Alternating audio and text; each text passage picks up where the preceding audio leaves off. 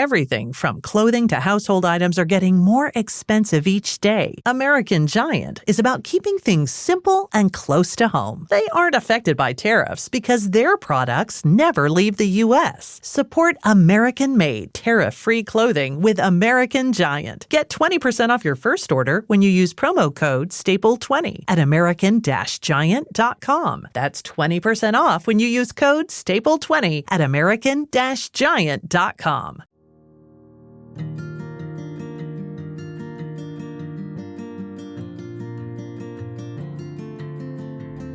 Hello, everyone, and welcome back to the Energy to Heal podcast. I'm Laura, I'm your host, and today we've got a guest for you. I love putting out these episodes where I bring people on to share their Splankna stories because this modality is all over the country, all over the world, and there's so many different perspectives of it. So I have a guest, her name is Dana Hernandez, and she works at a place called Brain Balance, which if you've never heard of that before, I'll have her give an introduction. But my goal for today, you guys, is to introduce you to this idea that the brain changes in trauma. And when it changes, there are ways to get it to change back, which is a large goal of Splankna, is to unwrite the way that the trauma affected you and the way that you see the world. But we're going to get into much more of a physiological, maybe even scientific version of that today. So Dana, thanks for being on the podcast and taking your morning to be with us. So excited to be here. Love it so much. And if you guys are new here, Dana's actually been on the podcast before in our first season. So she's a returning interviewee. And I had so many people that talked about your episode specifically and how much they learned. If I had to guess, it's because people are like, you know, we all go through hard stuff. We suck it up. No big deal. Move on.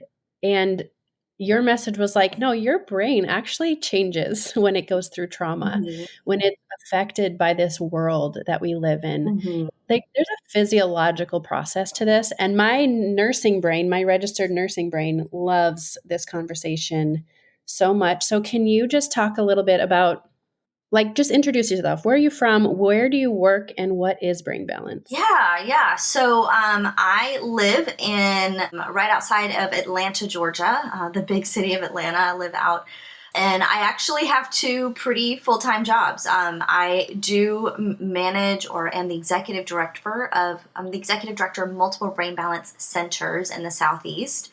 So I have the Louisville, Kentucky Center, one in South Atlanta, Peachtree City, and two in Florida, one in Winter Garden, Orlando area, and one in Coral Springs, Fort Lauderdale area. And I'm the executive director, or one of the executive directors of those centers, do a lot of training and things like that.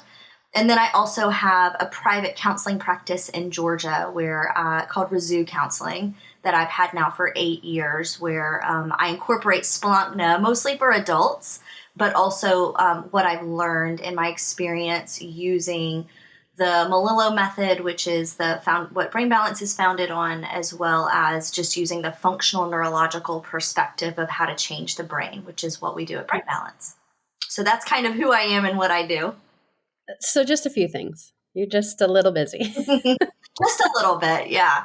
Lots of spare time. So tell me, in your world, what is the kind of trauma we're talking about here? Is it just physical trauma? Is it physical and emotional trauma? What do you work with at Brain Balance and in your counseling practice?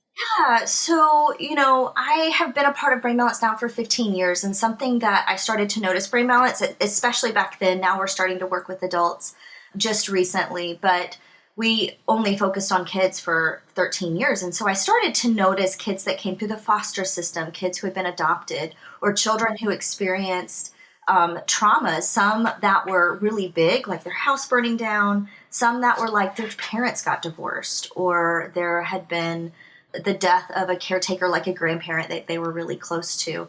I started to notice that certain parts of the brain, which I can go through in a minute, had plateaued at that time of trauma. And, arrested development's not a brand new idea, but I just started to notice when we looked at brain age, I could almost to a T guess when specific, when parents would tell me trauma, I could almost guess when looking at the data when that had happened. And so I just really started to dig into that 15 years ago and have been geeking out on that since. Wow. So mostly emotional traumas. Do you work with kids that have had like concussions, physical traumas, or no? Yes, for sure we get those. I usually refer those out just because concussions are unique in the sense that they're a little bit more complicated. It's not that we can't at Brain Balance work with those, but mostly, yeah, emotional traumas, physical traumas as well. I have a few cases that I'm working with that are way out of the box, but yes, both can be easily rehabilitated or rebuilt, the brain. I mean, this is the cool, amazing science of plasticity that Yes. concussions and emotional trauma, even in childhood, even in utero, can be physically rebuilt in the brain. That's amazing to me. The concept of neuroplasticity, the fact that our brain can rebuild itself, it can renew and make new pathways and literally create a different way of existing for the human who owns the brain, is the coolest thing for me to study. Mm-hmm. And I sometimes feel like I'm just not totally smart enough to comprehend all the books that are out. I mean, it's like it is really complicated stuff, and a lot of it, I don't know, sounds like it's still like we're still figuring it out.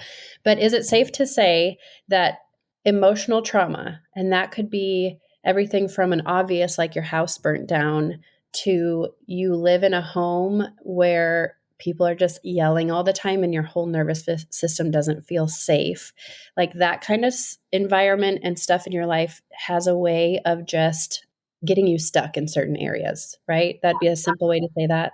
Absolutely, yeah. So in Brain Balance and Splankna, you are working with people who got stuck in different modalities. Yeah, absolutely. So, and I'll maybe explain a little bit about more the brain Yeah. and what that means for what we do at Brain Balance and even what I've seen in my practice and how that makes, and honestly, from that perspective, why Splankna is so effective in working with trauma. And then in certain cases, there may be extra interventions needed. So, to understand a little bit about trauma, it's to understand the two hemispheres of the brain. Our brains have, of course, we have a brainstem, we have a midbrain, and those pieces are very much affected by trauma. And there's a lot of research on those areas. The amygdala is something that you're hearing a lot about in research. And for sure, those parts of the brain are affected by trauma. And I can talk about that in a bit, but there's a lot of talking about that in the trauma world. But something that is more and more research is happening, especially in the field of counseling and especially in the field of trauma work. Dr. Alan Shore has been writing about this for a long time. Dr. Dan Siegel, who's a neuropsychologist, has been writing about this for years. The two hemispheres of our brain, it's important to understand that. And we have two hemispheres. We have a left brain and a right brain. And everybody's taken a Facebook quiz, or I hear people all the time say, oh, well, I'm not very creative, so I'm not very right-brained. And that's actually false. Both sides are creative. So I want to explain first a little bit about what the left brain does. The left brain is our gas pedal. It's the initiator of the brain. It's the gas pedal. It gets us up and goes.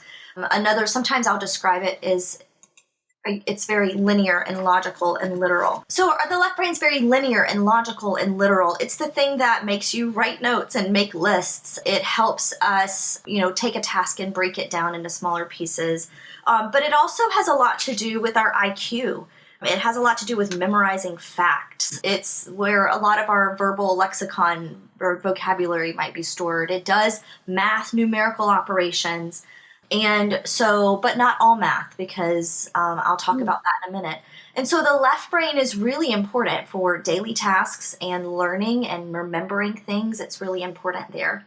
What about like executive functioning? Is that I'll talk more? about that in a minute, actually, Okay. because executive functioning is in the frontal lobe of both cortexes Okay. and both hemispheres. So we'll get to that in a minute. The right brain is responsible for our EQ. It's the brake pedal of the brain. And it also has a lot to do with our ability to block out certain noises and block out certain thoughts, right? Or, my neighbor just started the lawnmower, and the ability for me to go, oh, I don't need to listen to the lawnmower. I can just put that on, almost mute it, the right brain does that. And so people that can't do that might be struggling in the right brain. The right brain also has a lot to do with the ability to be flexible and the ability to shift and the ability to regulate emotions, even understand people EQ wise. And also, the right brain has a lot to do with our unconscious memory.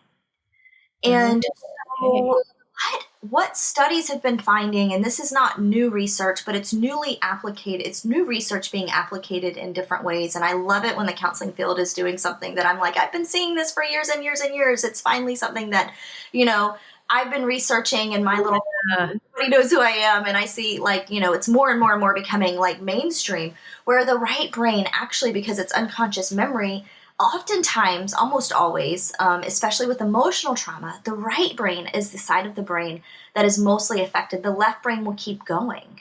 And so Oh, a lot wow. of times kids, and children especially is what I've seen. Most of my work has been with children and with adults, of course, as well, but I've worked with thousands of children and hundreds of adults maybe, or maybe tens of thousands of kids and thousands of adults. But when I look at, the left brain will keep going. They can keep learning, basic math facts, but the emotional regulation becomes a problem. Focus and attention becomes a problem. And it's because the right brain is more affected by trauma. And there's a lot of research supporting that. I just think that is so sad because human connection is what makes life worth living. And it feels so unfair that someone who's been through a lot of trauma, the thing that gets taken away is their ability to connect with humans, which is probably the thing they need most to recover from that trauma. Exactly. I mean, I'm loving Sad. the new research coming out on the hierarchy of needs, right? And now we're recognizing, okay, maybe it's not just air, food, water, shelter. Maybe there's emotional connection that might be more important than some of those things. Mhm. And what also we know is that the right brain is responsible for our sense of self, right? Like there's more and more research Mm. understanding sense of self, which the definition of which is like I am and it's good that I am. The ability to give and receive love is in the right brain. And so trauma affects that. The ability to give and receive love, or the ability to engage with other people in a way that is, their the ability to receive effectively or, in a healthy way becomes affected. You're right. It's super sad when that gets impacted. And then also, I'll just say this, I've worked with hundreds and thousands of kids that have an imbalance in one side of the brain, specifically often the right, and there's no trauma, but it's just there. And we've been seeing a rise in that, which is just super curious as well. So, can I ask a question on that before I forget? I have a lot of things going on in my mind right now.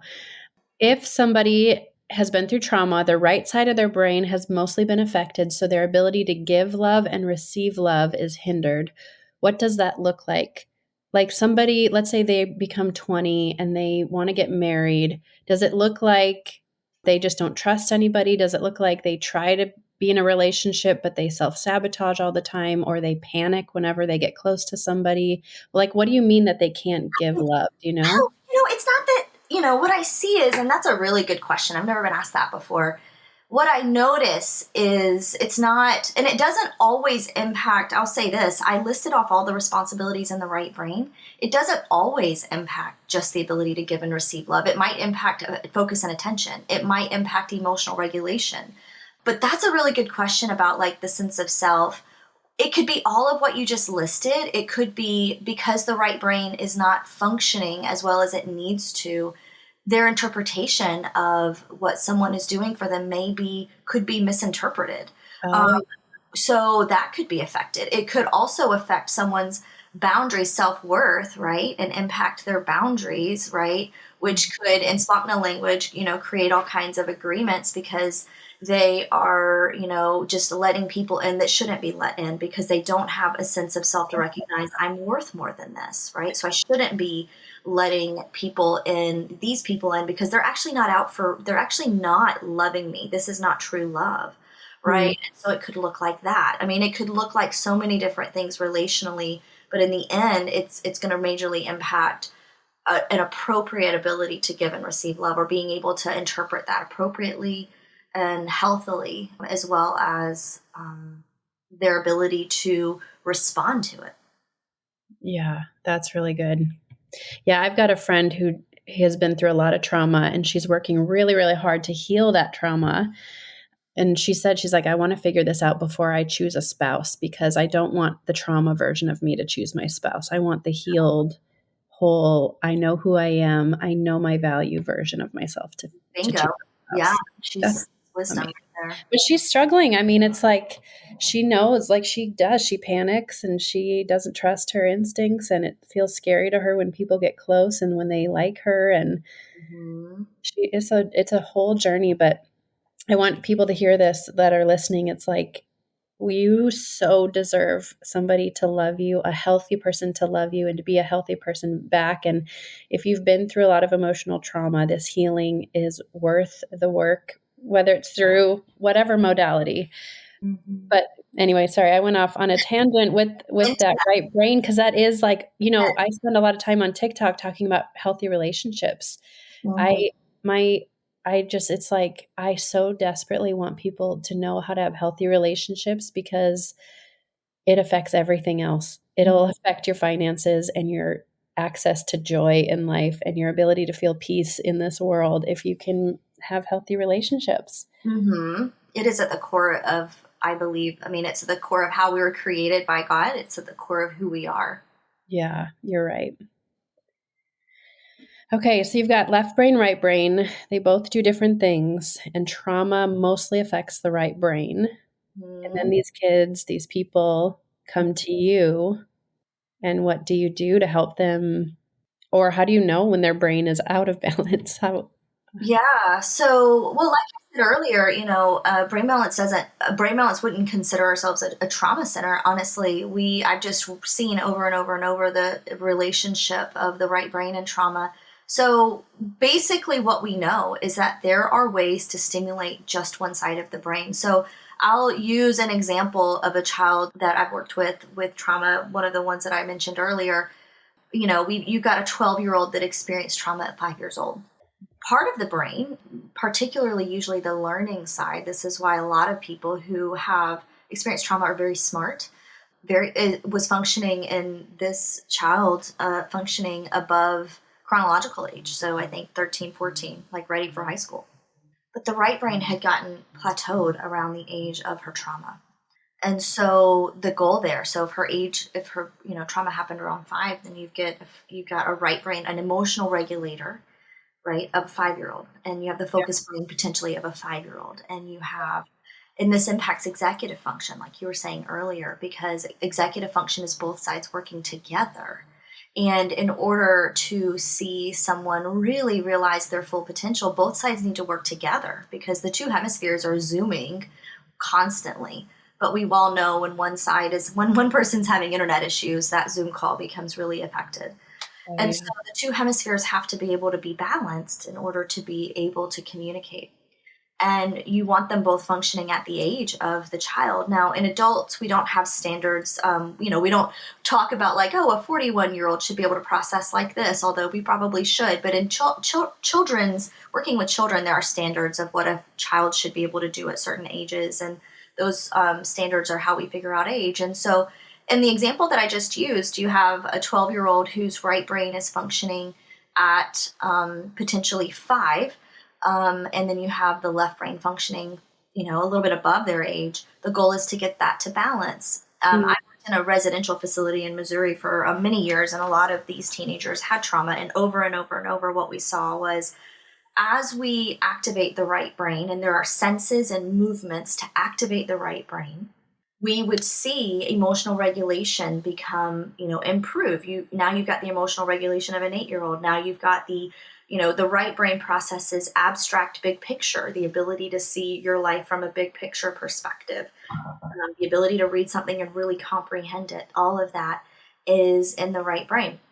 And so you start to see all of that improve. And so as you activate the right brain, there are right brain colors and there are right brain colored glasses that they can wear. And we do very specific sensory activities. There's right brain smells that they can do in just the right nostril, but the rest of the body is the left side to activate the right brain. And so very specifically activating that right brain improves the connectivity in the right brain. And by doing that, what it does is it improves the ability for the brain to both communicate on both sides. Wow. So it's almost like you got a right arm and a left arm, and you might have one super strong dominant arm that can carry 100 pounds and the other one can barely lift 10, you're going to spend most of your time lifting weights with the one that can only lift 10. So you even out. Yeah, exactly. Yeah. So what would you say to parents who are like, I have a kid who's really, really struggling with emotional regulation, but it's not like they've lived a traumatic life. They haven't had their house burned down. They haven't been in a big car accident, but they're really struggling. Like, I wonder if people would be surprised at what can count, quote unquote, as trauma. Yeah.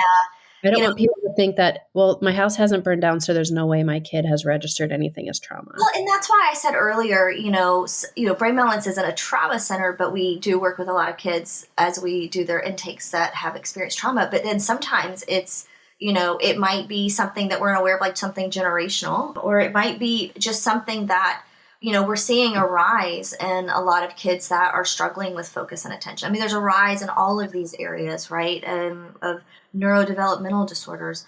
And so one thing that I say to parents is, especially parents that are doing their best, which I believe most are, it's not your fault. That's the first thing I always say to parents, like, it's not your fault. And two is that there's a lot that we don't understand of what's causing some of these environmental things that are happening that are causing a lot of that, the rise in that. So if a child hasn't experienced trauma, but can they still have a weak side on their, for example, right brain, or even on their left side, actually, which we're not talking about today. But yeah, it's possible that it's just weak because of genetics or of something, environmental that is not related necessarily to emotional trauma. It can still happen without that, but definitely can be compounded by trauma. Yeah, that's a good point. I want to tell you a little story because I'm guessing this is something you see a lot in Brain Balance, and I have permission to share this. And actually, the mom is going to be coming on the podcast to tell her story about this, but she had reached out to me because she had a son who was extremely dysregulated emotionally. Like, she explained, they had gone to a restaurant and they put butter on his pancakes. Well, he didn't want butter on his pancakes.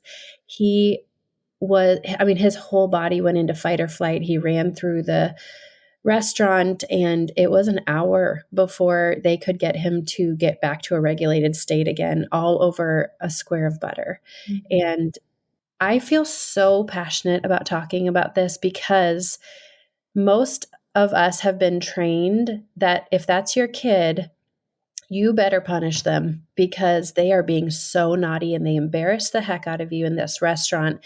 And how dare he make such a big stink out of butter? And I want people to hear this perspective because what if it really is your kid is struggling with emotional regulation, like their brain is not processing an emotion like you process an emotion. And what they really need is not shame and punishment, but they need someone to come alongside them and be support for them when they feel like their whole body's on fire. Right. 100%. I couldn't echo this more. And I agree with you. All the time when I hear stories like that, which I do every week, of parents who are like, oh, and there we were in the restaurant and we're that family. And, the shame that can come with that, which shouldn't, because in a case like that, and sure, children can't have behaviors. My take on behaviors is it's always a message. And so sometimes there's discipline needed, but a lot of times in a case like this is not disciplinary. What happened probably in that case is the left brain is very rigid. It's like, this is how I want it. This is what I'm expecting. And when that gets shifted, the right brain has to be flexible and regulate. And when it can't, you get the brain sends a signal down to the brainstem. My life is in danger. There's a bear coming. And that's when you get that fight or flight response, which is what happened with him. I mean, I don't know him, but I'm just saying that's the story that I've heard so many times about so many similar situations. And so actually, it's something that's going on in the brain, and it's not a parenting issue, and it's not, it's something that's happening in his brain that sends a signal that this is a life or death situation about butter when it's not. Yeah. It's like the brain is mislabeling a life or death threat over a square of butter. I almost see it as like an honor to come alongside and support them and be their rock when they don't have the stability inside of themselves, Mm-hmm. Yes. And I love that picture of like, it's an honor to be when they don't have the executive function to go, it's butter, it's not a big deal, or it's going to be okay, or the ability to be their right brain or their emotional regulator in that, being able to do that when you can and when they are struggling. I love that, partnering with them to do that. Dan Siegel he's not a Christian, but I really love his work and use a lot of his one of his books called The Power of Showing Up, which with a lot of the parents that I work with. And he kind of frames that pretty well. Oh, that's a good resource. I can put that in the show notes for everybody who's listening. I'll make a note of that book if you want to look it up. Okay, so from a Splankna perspective then. That's where I was going. Yeah. Yeah, talk about that. Like you are amazingly smart. You know so much about the brain. And at what point did you hear about Splankna and be like, I need to get trained in that? And what's the crossover? Yeah, so I had been using a lot of different inner healing modalities for, I don't know, 10, 15 years before I actually heard about Splankna and had even actually really stepped into working at Brain Balance, ironically. I work with a ministry called Healing for the Nations. I had a lot of different tools that I had in my belt from other organizations and really good tools on prayer and inner healing stuff. And I knew that was a big part of what I was called to. Body, soul, and spirit, though, was constantly on my mind. And I was like, well, there needs to be more. And so when I heard about Splankna, I was like, yes, this is the body. This is part of the body, soul, and spirit piece. And so I think my counselor actually introduced me to it in Kansas City back in 2015, I think. And then I started my process in 2017, I want to say. I don't even know how many years ago that was.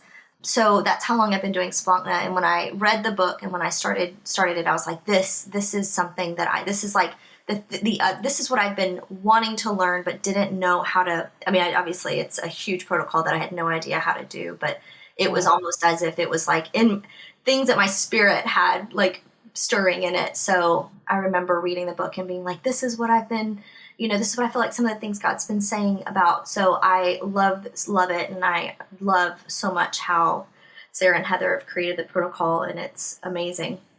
And so I started using it then, and I started my practice. So I was doing Brain Balance for many years. I was working in a residential facility, working with Brain Balance with teens, and then also working with other centers.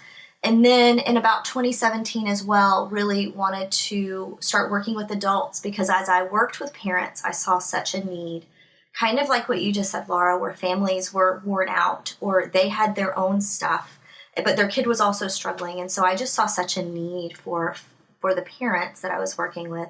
And so just decided to create my counseling practice, which has a brain room in it because we do brain work, because adults can use it too, and have been adding Splankna in. And I started doing Splankna, and that's a huge part of it. And I'll come back to that in a minute. And then I do, kind of more traditional different counseling pieces.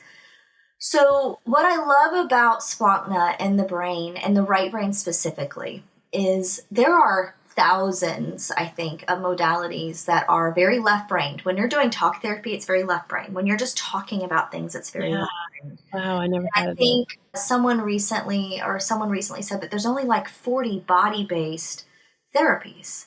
And there's only 4, but we know that trauma impacts the body so much, right? And there's so much research about that. And there's not very many, right brain therapies, right? Because when you're talking, your left brain's mostly engaged, but we know that trauma is mostly impacting the right brain. Some people need to build that right brain up before they can even do any processing about it.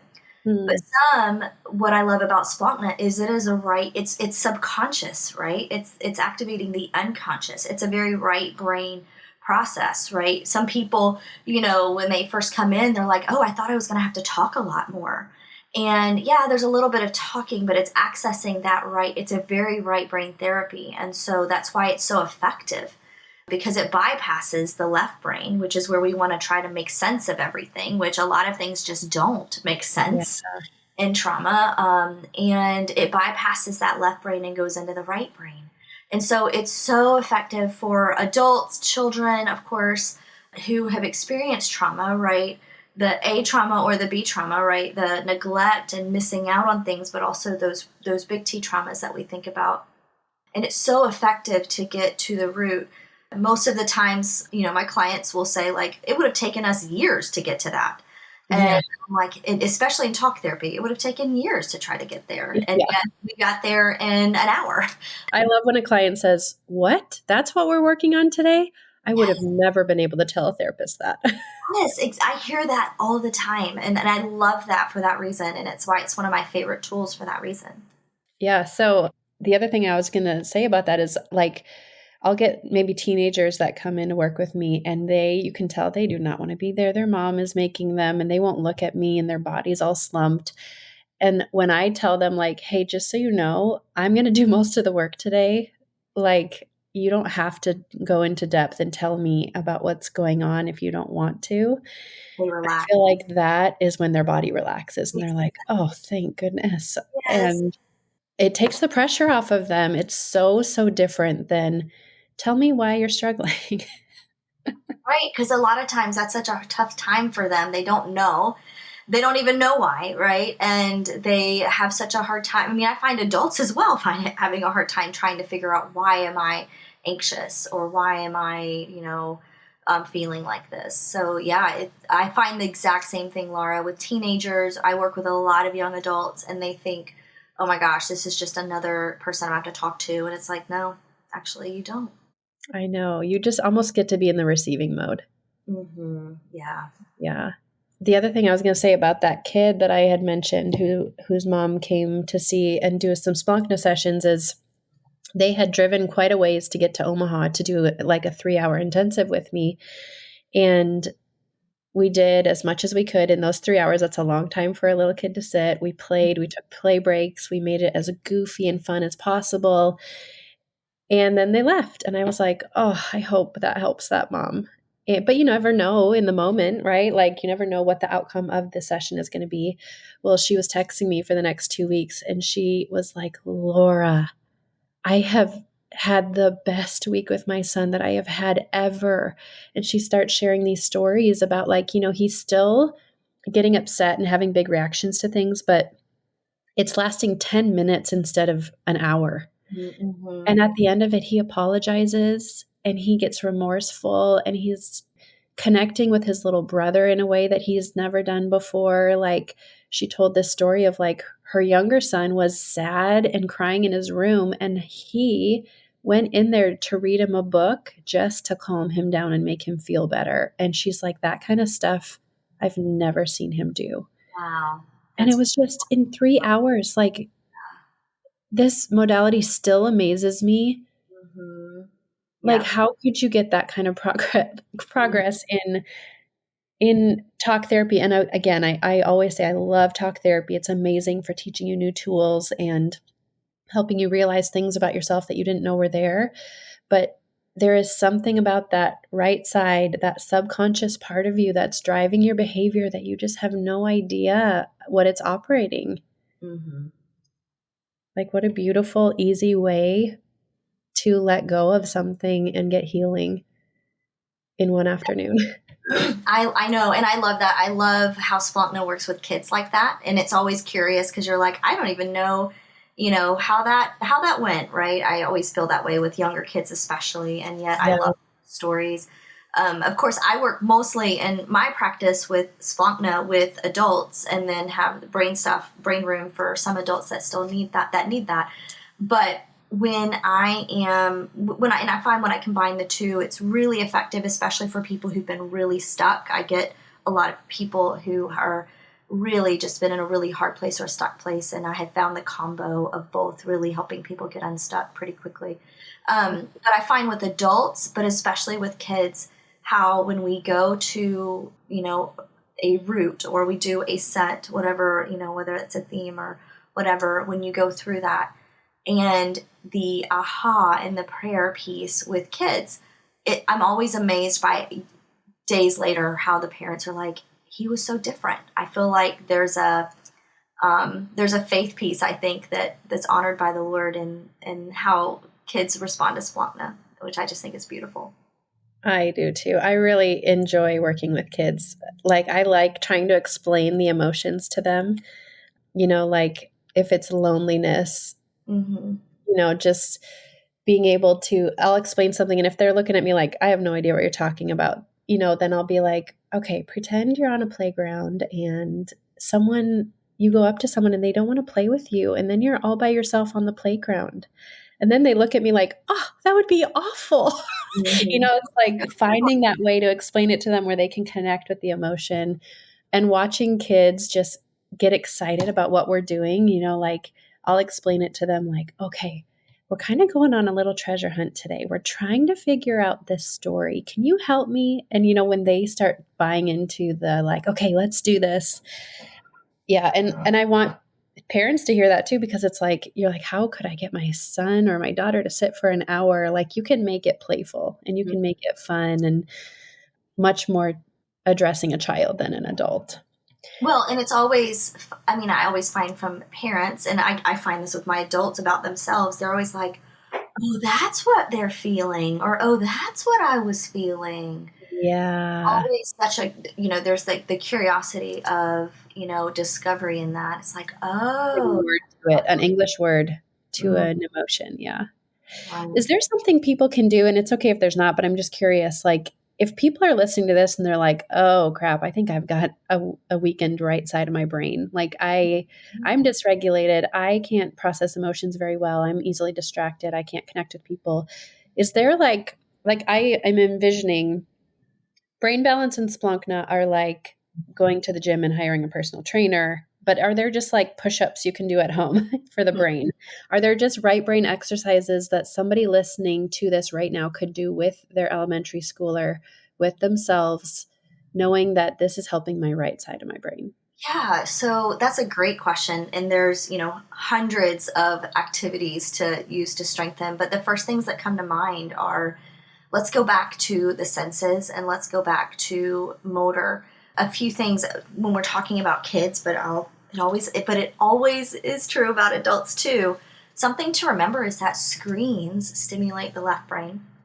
And so the best thing to do actually in cases with kids that are highly anxious, which is usually an overactive left brain and a brake pedal that can't keep up with it, in the right brain where the right brain is struggling, pulling back screens, and I would say the same for adults, is something that can be done just easy, right? I mean, it's not easy because it's hard, but that's something that can be done. And moving the body more, right? So motor is something that drives the brain development, especially in children, but it's also really important for us. So moving.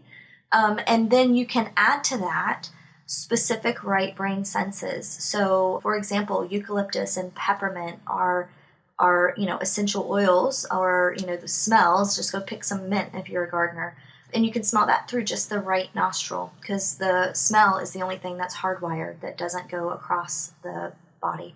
Oh, I was And just going to ask you, wouldn't it be the left nostril? But if not with that's the only smell, thing not with that's not smell. cross, that's interesting. Everything else is opposite. So not with smell, it's hardwired to the brain. And actually smell is one of the fastest ways to get to the limbic system and activate that right brain. And so peppermint, eucalyptus, those earthy smells, right, tea tree oil, like that, are going to stimulate the right brain. If it's sweet, it's going to be stimulating the left brain, so that wouldn't be right brain. So if it's like lavender or rose, that's going to stimulate the left brain. So that's not it. So you want to go for those right brain smells, those right brain eucalyptus, pepper, anything that smells earthy and like you could probably, grow it. Even coffee actually would be more of a right brain smell. So you could diffuse that in your house, You and could that that's helping your kids' right side of their brain or your right side of your brain. Is it like over time, if you do this over months, your brain will strengthen, or is it like immediately in that moment it helps wake up your brain? it gives a quick, stimulation to the right brain, especially if you can like take a bottle of eucalyptus and smell it in the right nostril, like for a child that's in the middle of like maybe having a hard time, or even an adult that's having an anxiety moment, smelling it through the right nostril in that moment, it's not going to suddenly mature the right brain to be caught up, right? Like I was talking about earlier, it's not going to, make the brain jump 7 years. but it's going to give the brain a dose of like wake up parts of that right brain to come online a little bit more.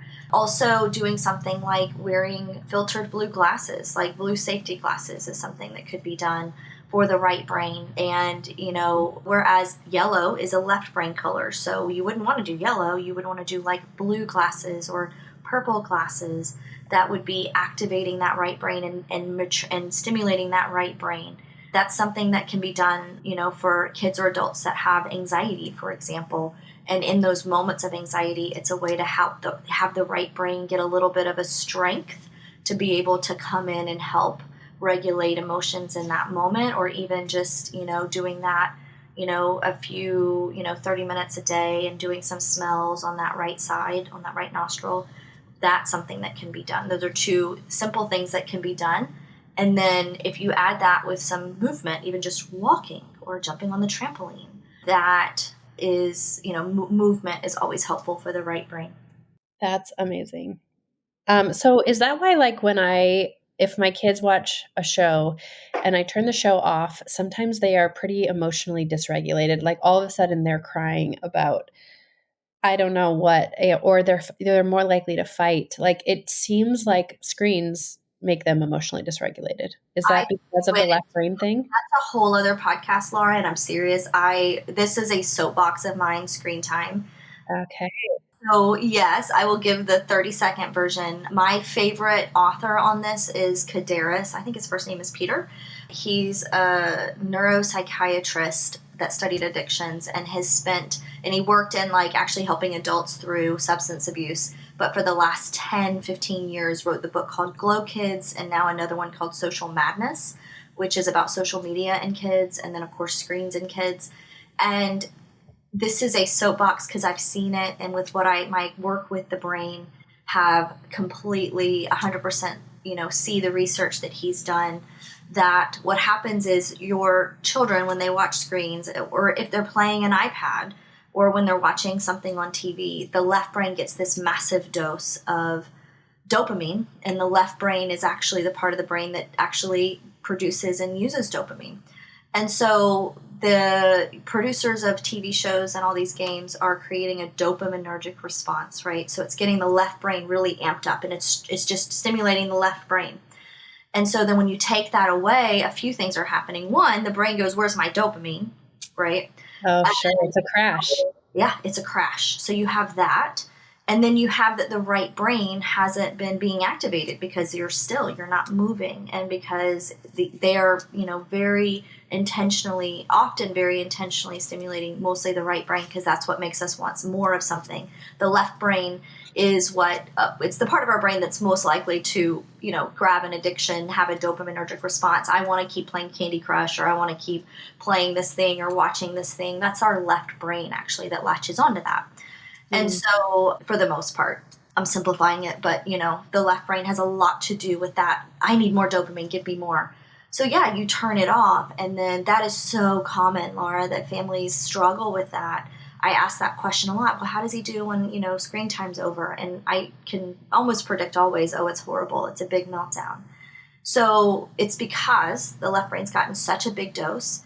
And if there's a right brain weakness involved, then it's going to be an even bigger crack. Yeah. Come in and regulate it. Does that answer that question? Yeah, totally. So it would be better to do it in smaller doses, like a 20-minute. If you're going to need to turn the screen on, do it for a short amount of time.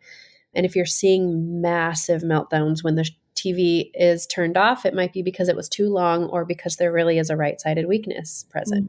Yeah, very likely. Yeah. And I always encourage families too. And I know this is hard in the winter in places like where you live, where it's like, could be really cold, but make like double the motor, meaning like, okay, 20 minutes of screen time, it's 40 minutes of movement. So, and I mean, I really recommend, no more than an hour of screen time a day for children who are under 10 or 12. And that's a hard hour. Like that's including their homework time, which it's really hard to do, but it's really important. Yeah. Everything seems like it's around screens these days. Yeah.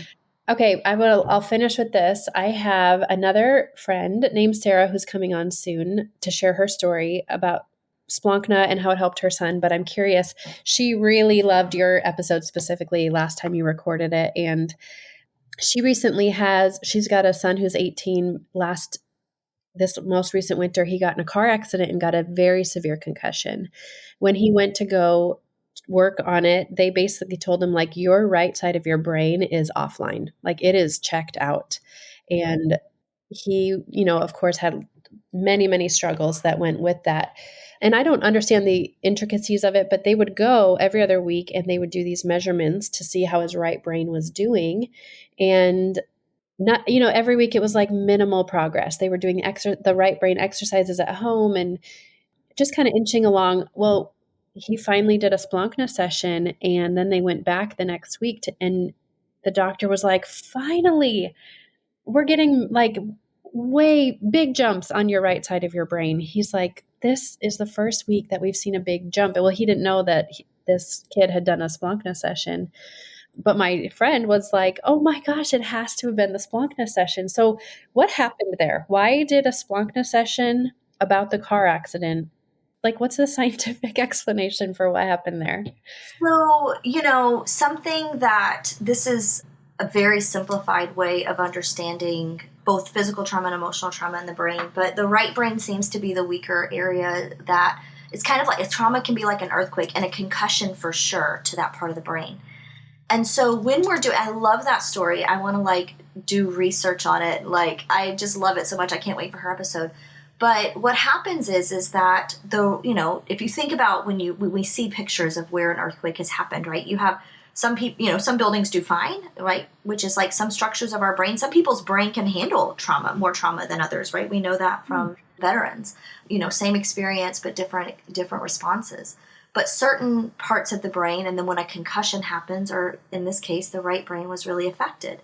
Splankna is like going in and starting to kind of rebuild because you're accessing that subconscious and you're giving that right brain a dose of input and you're starting to reconstruct parts of that right brain because you're accessing some of the emotions, you're accessing some of maybe even some memories, the unconscious memories that haven't been able to come forth because they're unconscious. And so that all gives the right brain a big dose of input. So that's the most fascinating story ever, but it makes absolute sense with everything that we know about the right brain.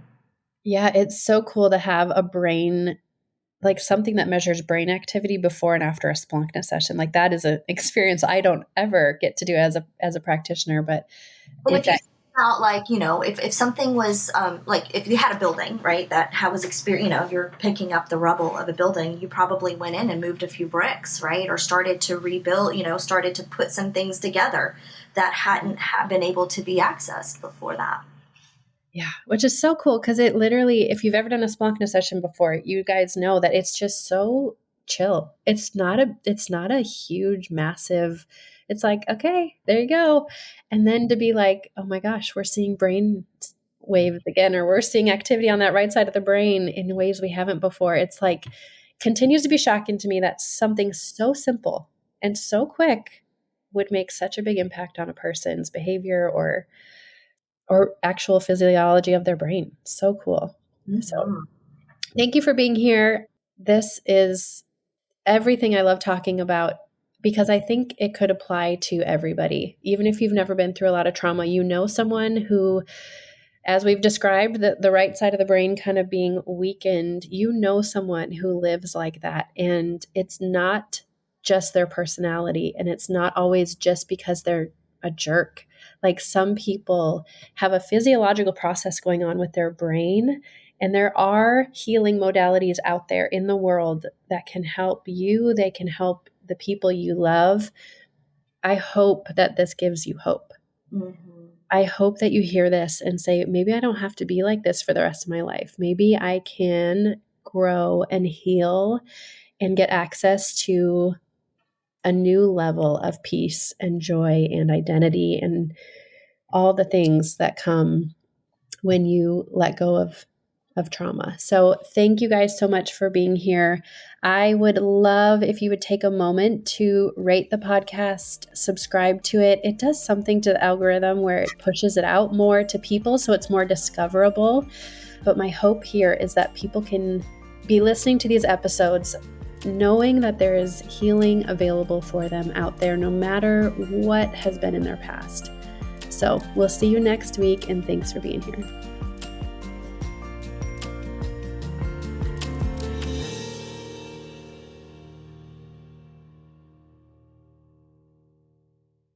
Hey, this is Dan Harris, host of the 10% Happier podcast. I'm here to tell you about a new series we're running this September on 10% Happier. The goal is to help you do your life better. The series is called Reset. It's all about hitting the reset button in many of the most crucial areas of your life. Each week, we'll tackle a topic like how to reset your nervous system, how to reset your relationships, how to reset your career.